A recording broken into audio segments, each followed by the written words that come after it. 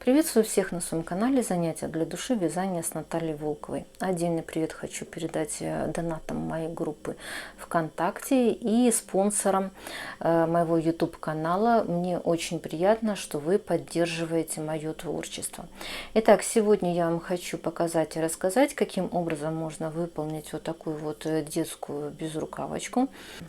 Я со своей стороны хочу сказать, что данный МК, скорее всего, будет более интересен начинающим вязальщицам, которые только недавно начали вязать, им что-то хочется связать не очень крупное.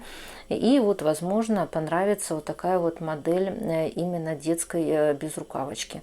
В этом МК я очень подробно все буду показывать, рассказывать, начиная с расчета петель, сколько необходимо набрать, чтобы связать безрукавку, так как, насколько я знаю, это один из самых болезненных вопросов для начинающих вязальщиц, именно как произвести расчет петель, чтобы выйти на свой необходимый размер. То есть в этом МК я также все очень подробно буду рассказывать и показывать. Данная модель у меня выполнена как для мальчика, но, конечно же, можно выполнить такую безрукавочку и для девочки, то есть для этого просто достаточно подобрать пряжу в другой расцветке. Вязала я эту безрукавку полностью спицами снизу вверх. Использовала в центральной вот этой части пряжу фантазийную, то есть, как вы видите, она цветная идет, и по резиночке внизу по рукавам на горловине я оттенила другим оттенком пряжу и связала более в темном цвете. Использовала при вязании этой безрукавки, можно сказать, одни из самых легких вариантов узоров. То есть у меня по низу идет полудвойная резинка, но опять же при желании ее можно заменить на обычную какую-нибудь резиночку, например, 2 на 2 петли. И вся центральная часть, это вот у меня вперед и спинка также в том числе, выполнена фантазийной пряжей обычной чулочной вязкой, то есть абсолютно несложный узор.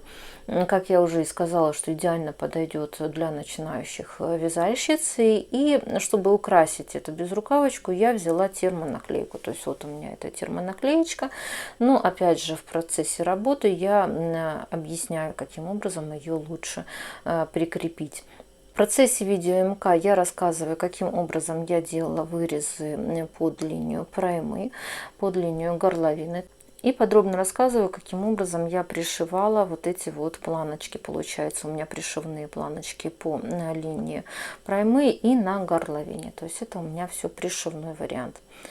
Теперь я хочу вам сказать более подробно размеры этой безрукавочки, чтобы вы могли сориентироваться на то, какой вам необходим размер. То есть длина у меня безрукавки в районе 42 сантиметров, ширина у меня по максимальной вот здесь вот ширине в районе 38 сантиметров. Высота получается именно вместе с обвязкой по линии проймы около 28 сантиметров.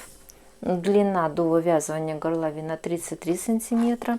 Ширина плеча где-то 8,5 сантиметров, и вместе с обвязками по горловине и по линии проймы где-то 16 сантиметров. То есть это будет как бы спущенный немножко вариант рукава и с обвязочкой по линии проймы. В целом безрукавка мне понравилась. Как я уже сказала, вяжется несложно, быстро. И в данном МК я постаралась максимально подробно все объяснить, каким образом я ее выполняла. Также в конце этого видео я оставлю фото других своих работ, на которые вы сможете найти МК на моем YouTube-канале «Занятия для души. Вязание с Натальей Волковой». Напоминаю, что вы можете подписаться как непосредственно на YouTube-канал, но также у меня есть группа ВКонтакте, в которой я выкладываю много разной интересной информации. И также донатом группы ВКонтакте доступно к бесплатному просмотру мои платные видео МК. Поэтому заходите, смотрите. Ссылочку на группу ВКонтакте я обязательно оставлю в описании к данному видео. Возможно, для кого-то информация, выложенная в группе, будет интересной и полезной. Итак, начинаем. Так, для работы я взяла два вида пряжи. То есть у меня будет основное полотно связано вот из такой вот рябенькой, я бы так сказала, пряжи. Она называется «Манго». Фирма Картупу. В составе у нее идет небольшое содержание шерсти, 25% шерсти, 75% акрил, 170 метров на 100 грамм. В общей сложности у меня таких вот два моточка. Пока что еще точно не знаю, сколько у меня уйдет именно в конечном варианте пряжи, но я думаю, что этого будет достаточно. И в конце этого видео, когда я уже свяжу безрукавочку, я вам обязательно скажу, сколько у меня пряжи осталось от этих двух 100-граммовых моточков. Также я решила по низу резиночку и резинку по именно обвязку везде по горловине, по рукавам связать другой пряжей. То есть она у меня будет контрастная, коричневого цвета. То есть, я думаю, должно хорошо смотреться. Не знаю, не помню точно, какую именно я брала пряжу. Я ее буду вязать в две нити. И самое главное, это чтобы она просто по толщине была такая же, как основная пряжа. То есть, я просто нашла то, что у меня было в наличии. И в две ниточки я буду вязать резинку. Но вы, соответственно, если будете покупать пряжу, то просто отталкивайтесь, чтобы вот эта вот вторая дополнительная пряжа, она была такая же по толщине, как и основная пряжа. Ну, опять же, это чисто мое, так сказать, желание связать резиночку другим цветом. Вы можете просто всю безрукавку связать именно в одном, например, основном вот этом вот цвете, и дополнительную контрастную ниточку уже не брать.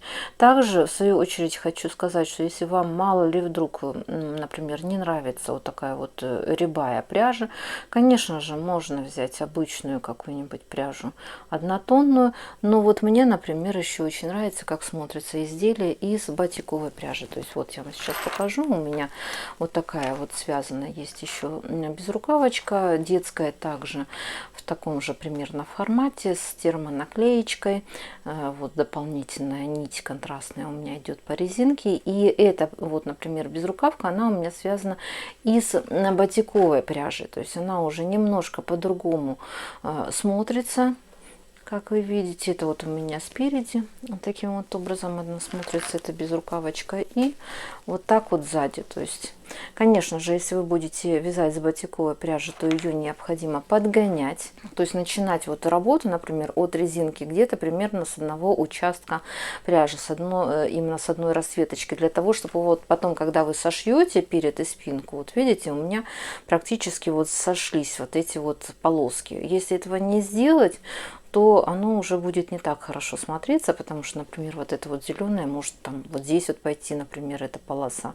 То есть оно уже в результате будет не очень красиво смотреться.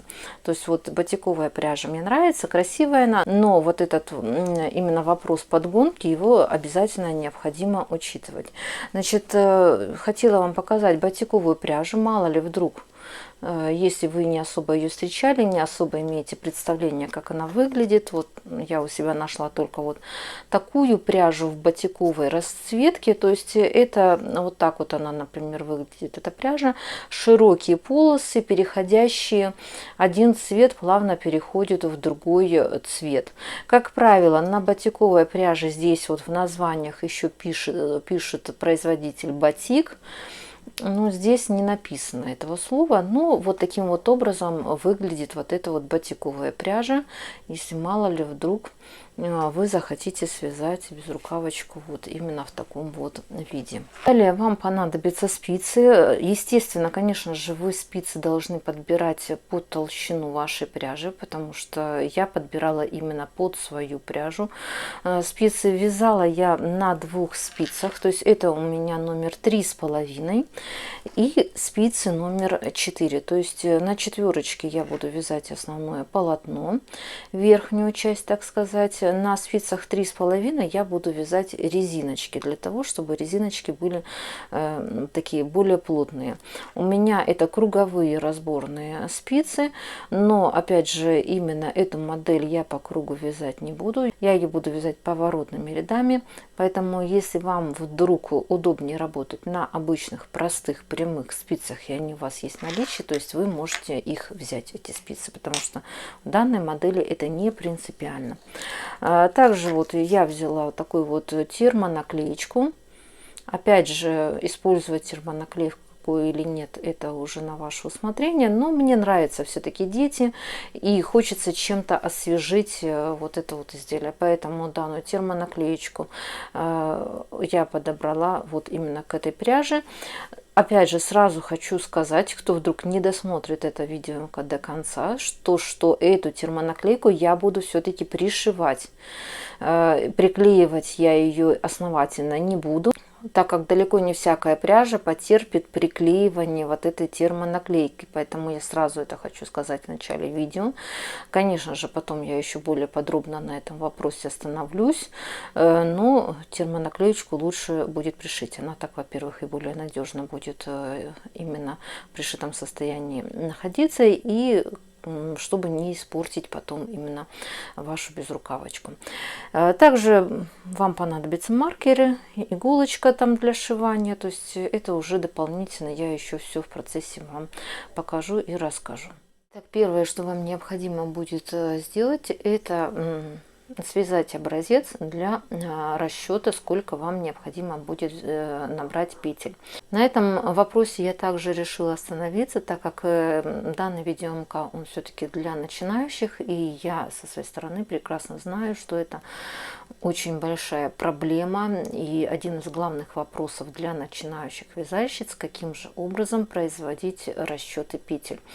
На самом деле это несложно делается, и я бы так сказала, что вам придется все равно научиться делать расчет петель, потому что за вас это никто делать не будет. И если вы потом планируете все-таки вязать много, вы с этим будете сталкиваться постоянно, и поэтому нужно уметь делать расчет петель. Хорошо, если вы будете работать, например, вот именно с этой пряжей, что я, например, работаю, но вы же можете взять совершенно другую пряжу, и, конечно же, вам нужно будет учитывать размер, какой вам необходим.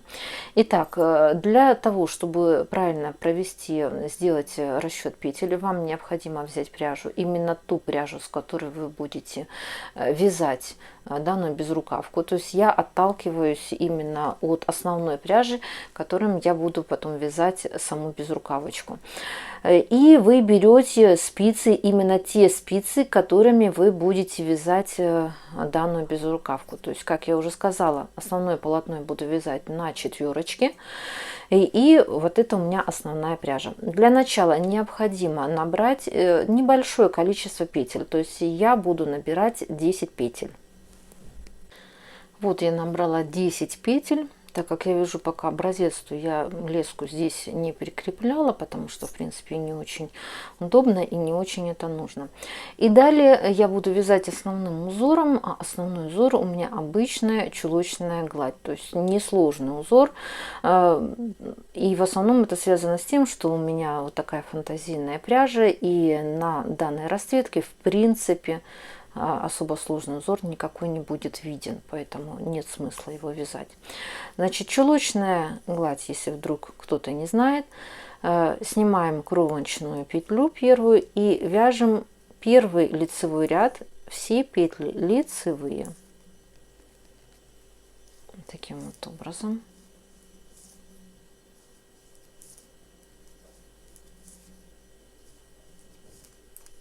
То есть обычные лицевые все петли провязываем, и кромочная, изнаночную я провязываю. То есть вот мы с вами провязали первый ряд. Далее поворачиваем работу, вяжем в обратном направлении. Снимаю первую кромочную петлю, и далее изнаночный ряд провязываются все петли изнаночными. То есть это простейший узор, один из самых базовых, основных в вязании. То есть вяжется он несложно.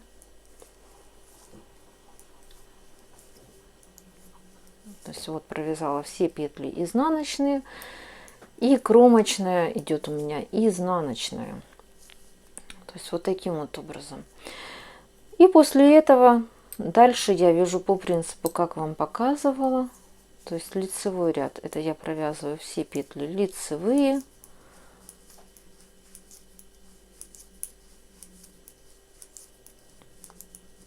И изнаночный ряд, это у нас вяжется все петли изнаночными. Так вот я провязала 4 ряда. По такому же принципу я еще провяжу где-то 4 ряда для того, чтобы у меня уже получился образец, ну, более-менее нормального размера. Итак, вот я связала небольшой образец. И следующее, что я сделала, это аккуратненько отпарила этот образец. Но сразу хочу сказать, что это нужно делать, конечно же, аккуратно, соблюдая температурный режим. Я стараюсь сильно не прикладывать утюг, а просто обдавать полотно паром. Сразу хочу сказать, что такой вариант, он не всем узорам подходит. То есть, так как это обычная, так сказать, чулочная гладь, то ее можно отпарить. Но если вдруг у вас какой-то более рельефный узор, более сложный, то там уже нужно смотреть по ситуации. И иногда лучше просто сделать закрытие петель, оторвать ниточку и постирать вот этот вот образец. Потому что если вы начнете отпаривать более сложный узор, то вы его можете сплющить и испортить. Поэтому обязательно обращайте внимание на то, какой узор вы используете. Ну, это простой узор, поэтому я его просто отпарила. Далее следующее, что необходимо будет сделать, это сделать замеры, сколько сантиметров у вас получился вот этот вот образец. У меня получается, что образец, он где-то в пределах 5 сантиметров. То есть на 1 сантиметр, если посчитать, то есть у нас было 10 петель набрано, 5 сантиметров, то есть 1 сантиметр это где-то 2 петельки получается. И далее вы уже делаете расчеты, сколько необходимо вам набрать петель. Каким образом производите замер, какая вам примерно нужна ширина изделия. То есть вот мне, например, ширина изделия нужна где-то в пределах 40 сантиметров. То есть путем подсчетов 1 сантиметр это 2 петельки. Соответственно, 40 сантиметров это сколько? 80 петель. То есть я буду набирать на спице 80 петель. По такому же точно принципу и вы делаете расчеты. Если вам вдруг необходима безрукавочка другого размера, или если, предположим, вы работаете с другой пряжей и, соответственно, другие взяли спицы. То есть я тоже, конечно, рекомендую вам произвести расчет петель. И так далее, что я буду делать, это уже вязать основное полотно, безрукавочку. При этом я набираю на спице номер 3,5 ниточки, которыми я буду вязать резинку. Я набрала по своим расчетам 80 петель, буду вязать в 2 ниточки. И далее я буду вязать полудвойной резинкой. Я вам покажу, каким образом я ее буду вязать. Но вы, в свою очередь, если вам, например, не понравится такая резиночка, можете вязать обычной резинкой 2 на 2 петли, если вы, например, вам больше она нравится. Но, как я уже сказала, я буду вязать полудвойной резинкой. Мне она нравится по той причине, что хорошо держит форму, красиво смотрится в изделии. Вяжется, в принципе, несложно. При этом я забыла вам сказать, я набрала эти петельки на спицы меньшего размера, то есть это у меня 3,5. То есть специально буду вязать на спицах меньшего диаметра для того, чтобы резиночка у меня была более плотной.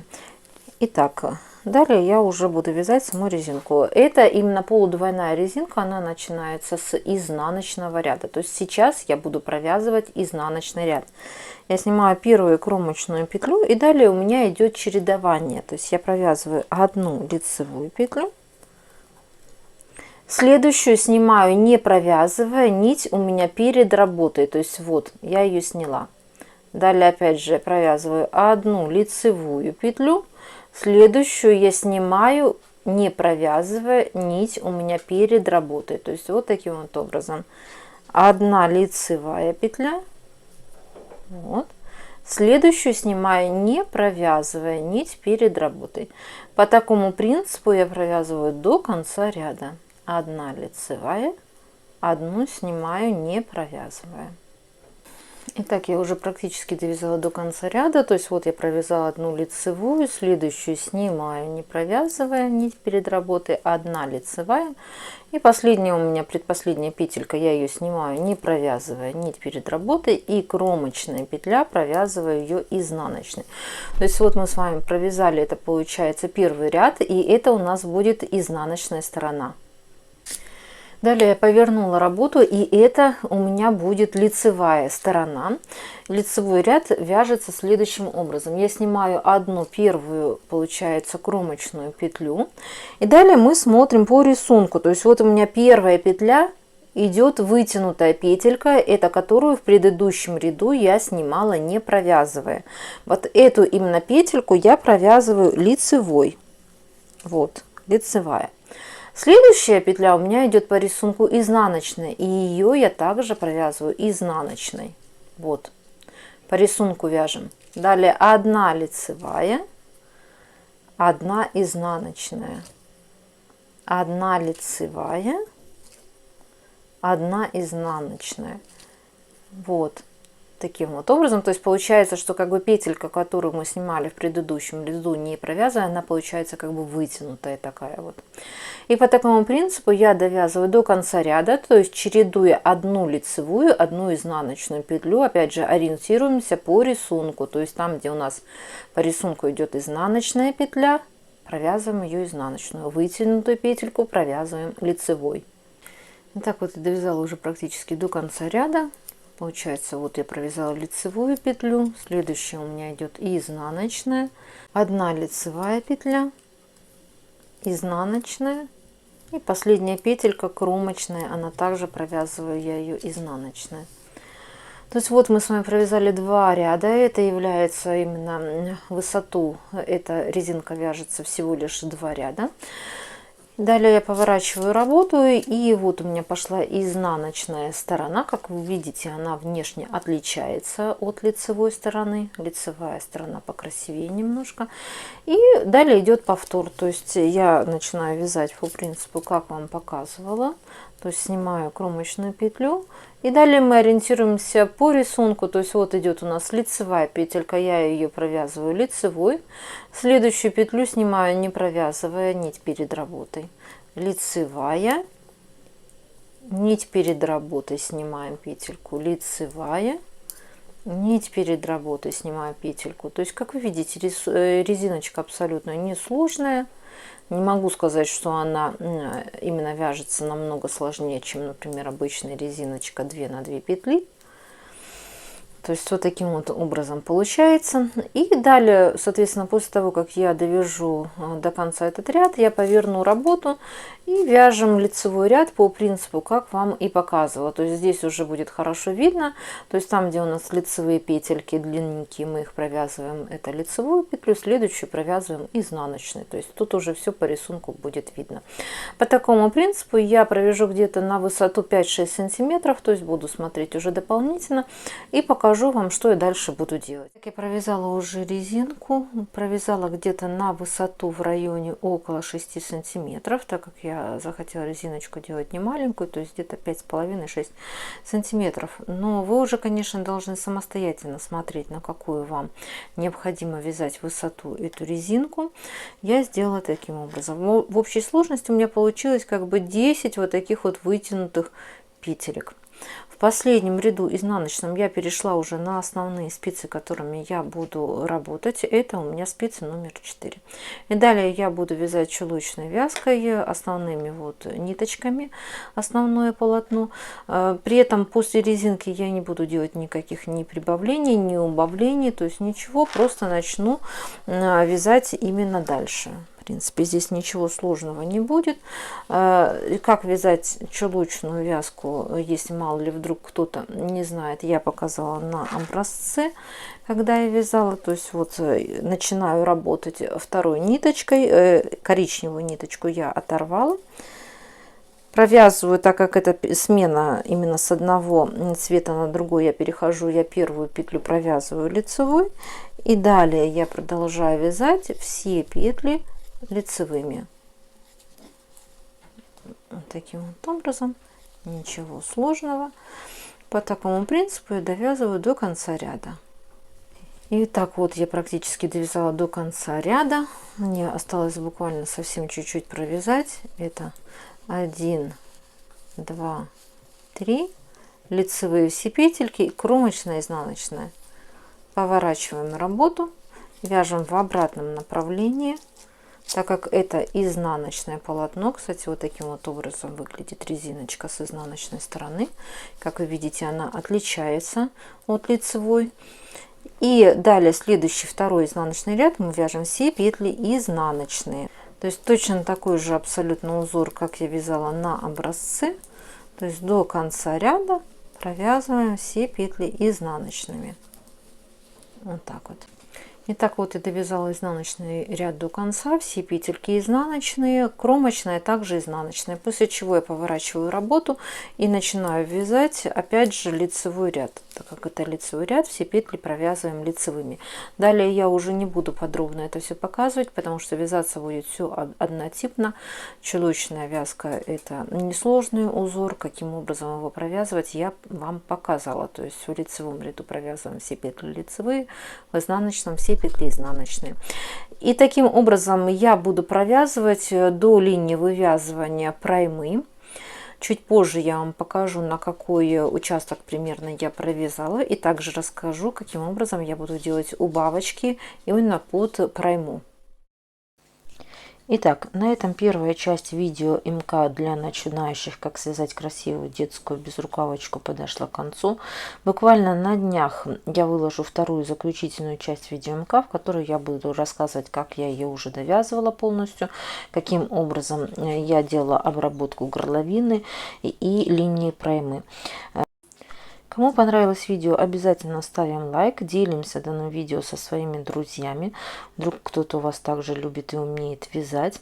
Также напоминаю, что у меня есть канал в Дзене, Ютубе, группа ВКонтакте, а также моя личная страничка ВКонтакте. Все ссылки я оставлю в описании к данному видео. Также в конце этого видео я оставлю фото других своих работ, на которые вы сможете найти видео МК у меня на канале. Итак, до новых встреч!